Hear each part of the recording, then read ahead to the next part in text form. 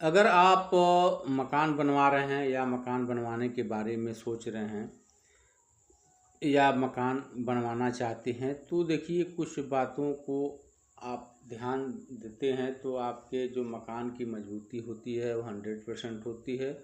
और आपके मकान में बचत भी होता है, आपका कहीं से नुकसान नहीं होगा।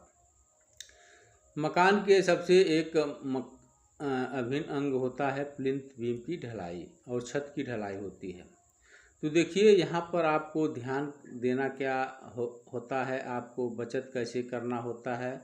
तो उन बातों पर ध्यान देते हैं तो आपका बचत हो जाता है और आपकी मजबूती 100% हो जाती है। तो आपको करना क्या होता है कि आपको मार्केट से एक पतली पन्नी लानी होती है। और जो आपकी बीम की साइज होती है 9x12 होता है, 9x9 का होता है, 7x9 का होता है, 9x7 12 का होता है। तो उस हिसाब से आप पन्नी को कटिंग कर लेना होता है और कटिंग करने के बाद आपको बीम के चारों तरफ लपेट देना होता है। यह प्रक्रिया ईंटा लगाने से पहले आपको करना होगा। अगर ईंटा लगाने से पहले आप नहीं करते हैं तो आप बाद में ईंटा लगा करके नहीं कर पाएंगे, क्योंकि जो बीम में जो तार की बधाई होती है उससे जब पन्नी आप लगाएंगे तो उसमें फंस जाता है। इसलिए आपको पहले ईंट लगाने से पहले आपको बीम के चारों तरफ पन्नी को लपेट देना है और लपेटने के बाद उसमें उसको छोड़ देना है और उसके बाद आपको ईंट लगाना होता है। तो पन्नी लगाने से क्या फ़ायदा होता है, पन्नी न लगाने से क्या नुकसान होता है।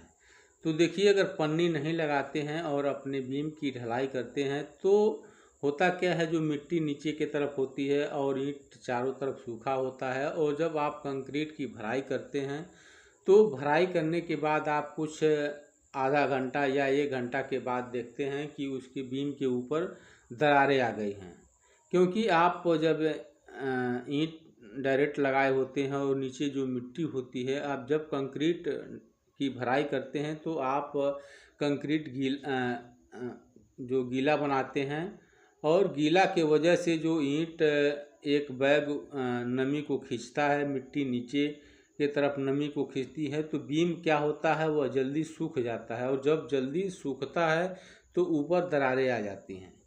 तो और सबसे बड़ा फ़ायदा यह होता है कि जब आप पन्नी लगा कर के बीम की ढलाई करते हैं तो आप जो उसका मटेरियल बनाते हैं, कंक्रीट बनाते हैं, वह आप सूखा बनाते हैं। तो देखिए यहाँ पर जो ईंट की जो चारों तरफ से पन्नी लगाने के बाद जुड़ाई हो रहा है, तो जुड़ाई करने के बाद आपको करना क्या होता है कि जो बीम होता है, बीम के चारों तरफ मिट्टी लगाना होता है।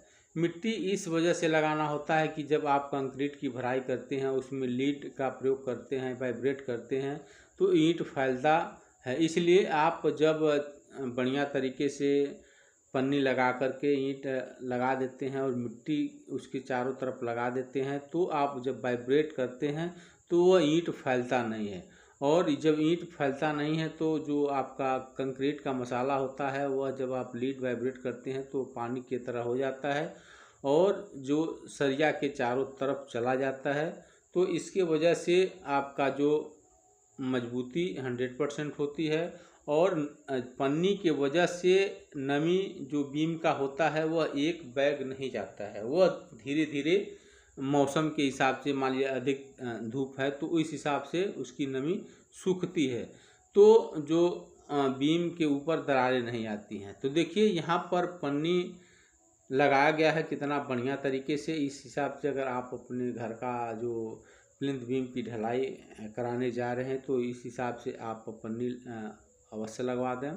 पन्नी लगवाने से आपको बड़ा फ़ायदा होता है, ईंट सुरक्षित रहता है। उसको आप निकालना चाहते हैं तो आसानी से निकाल लेते हैं। लेकिन वहीं जब आप बिना पन्नी लगा करके आप ढलाई करते हैं तो जब ईंट निकालते हैं, आपको अगर कहीं लेट हो जाता है या गर्मी का मौसम ज़्यादा हो जाता है तो जो मसाला होता है ईंट को पकड़ लेता है, क्योंकि जब आप मसाला वाइब्रेट करते हैं तो वह मसाला जो पानी की तरह हो जाता है और ईंट में चिपक जाता है।